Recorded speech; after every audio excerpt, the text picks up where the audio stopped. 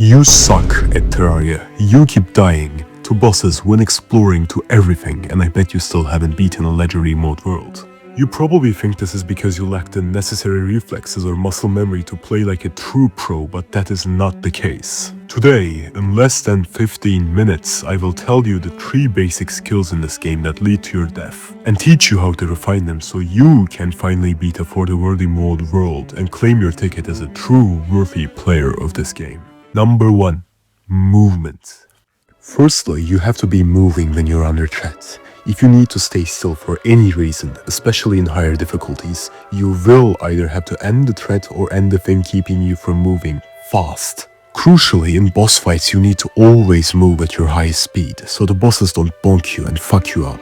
To achieve this, the first 2 things you gotta get in any playthrough has to be a Hermes boots and a grappling hook. These 2 accessories, along with one other that I will mention in a moment, are the fundamentals of movement. Frankly, you can beat the entire game with those 3 if you really wanted to. But to establish the trilogy, you're gonna get a good range weapon and build a good arena to beat the hell out of the Eye of Cthulhu in expert mode or higher, and equip the Shield of Cthulhu.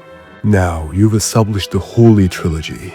Even in a legendary mode world, these 3 are the only accessories you absolutely need for movement. And all other movement accessories you wish to equip should be created by you, according to your weaknesses. All 3 of these items have their individual fundamentals, and I'll run over them really quick. The Hermes boots are used to run fast. These are their only purpose. A grappling hook is used for 3 purposes. First, to hook onto things. You know how this works. Second, to negate fall damage. Just shoot a grappling hook under you as you're falling and you will not take damage.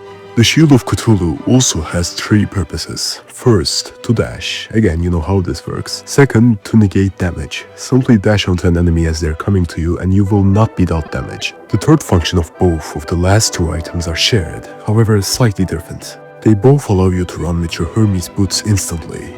There are pros and cons with choosing one or the other though. If you dash and then keep holding the key for the axis you dash with the Shield of Cthulhu, you will instantly begin running. This is easy and allows you to keep shooting, but it is only horizontal, slower compared to the other option and only requires flat ground. Whereas if you hook onto a platform and then press spacebar to release the hook before you hit it, you will again instantly begin running. It is slightly more technical and more often than not requires you to stop attacking for a moment, but it is much faster and will allow you to move in both axes of movement. If you master the fundamentals of these 3 items, you will be 1/3 the way there to finally beating the hardest challenge in Terraria, but the other 2 things are arguably more important. Number 2. Patience. Most of y'all just focus on the boss fights, but if you want to beat legendary mode, you need to know how to explore and get loot efficiently. The primary thing you need is patience. I know, you just wanna go knee deep into the underground jungle first thing in your playthrough. You may be able to brute force that in expert worlds, but unless you have the reflexes of Prime Muhammad Ali, you're going to run into a brick wall over and over in Legendary. As you probably have the reflexes of Senior Muhammad Ali instead, you're going to have to brave a few moments for that dopamine to tunnel and mine across the underground layer to get to underground chests, instead of fighting enemies. Which is why mining potions are your best friend. This doesn't mean you have to mold all the time though. When a tangible threat isn't present, you can just run with no covering. And when mobs are about to corner you, you can back up to a wall and quickly cover yourself in blocks. Then, you can mine a kill zone and clear the threat. Don't forget that beds are your best friend. Even if you have a pylon nearby, a simple bed can make you save on a minute of walking every time you die. So, if you're exploring a treacherous area like the hard mode dungeon, that can accrue to be more than half an hour of life you don't waste on walking. If you have trouble with constantly needing to go to your base, instead of using return potions, you can simply use this bed warp trick. Again, it will save you a lot of time. There's also the fact that a lot of you will shy away from making potions. Don't. Constantly smashing your head against a boss fight in futility doesn't help anyone. Just take a small moment to make your farming your potions, and don't be pissy about a tiny bit of fishing either. It will help you immensely, especially in actually challenging difficulties. Speaking of fishing, it can be your best friend sometimes. If you feel at an impasse with exploration and feel like you cannot get the item you're looking for, just get on a sufficient sized pond and start fishing as you watch Breaking Bad on the side or something. There's a good chance you might even begin to enjoy it. But the last thing may arguably be the most important thing to learn in the game. But before I get to it, I want to ask you to like and subscribe if you've learned anything new and enjoyed the no bullshit tutorial. Basically no one who watches me is subscribed, so I would be quite grateful. Number 3. Spacing. In both boss fights and against normal enemies, you must know where to position yourself. This is the primary component of dodging in this game, and frankly basically every game ever. The first thing to keep in mind is Newton's first law. I'm sure you know what it is.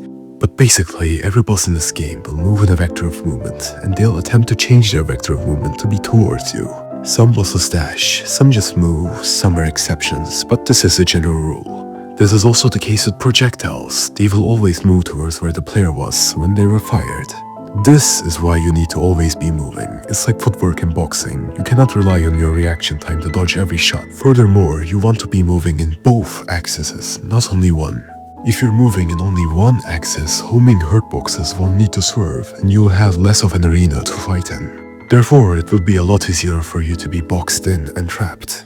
Another important thing to recognize is that you also need to swerve sometimes, as the Terrarian is also complacent to the laws of physics. A lot of the turns you'll make in this game will be 180-degree vectoral changes, which means that at some point in the transition, you'll have to stop moving. This stop is easy to circumvent if it's from side to side with either the Shield of Cthulhu or the Grappling Hook, or if it's down top with propulsion items. But it's much harder to do if it's top down, as you can only do so with a grappling hook, and sometimes the ground is too far away to hook, or is obstructed by projectiles. Therefore, you will need to minimize the amount of times you need to do these vectoral changes, but more importantly, make them less punishing.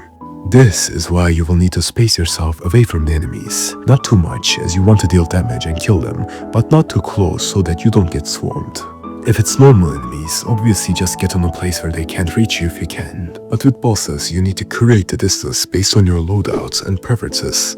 If you space yourself well, understood the basics of movement, and understood the targeting of bosses, you will be able to dodge absent-mindedly, allowing you to focus on minions, less predictable projectiles, and damaging the boss. These 3 things are the basic knowledge you need to apply to beat the hardest challenges Terraria has to offer. Of course, memorizing a boss's attack patterns and curating your reflexes will help, but those are gained through nothing but experience. Of course, these 3 things themselves will improve and almost become second-hand to worthy players through experience, but having the knowledge and consciously applying it will make those instincts develop much faster, and that will generally set you on the path to become a great player in your own right. If you enjoyed watching the video, like, subscribe, check out my other content, blah blah blah. I already said this earlier, but I would genuinely appreciate it. Good day, Keri-Pekka out.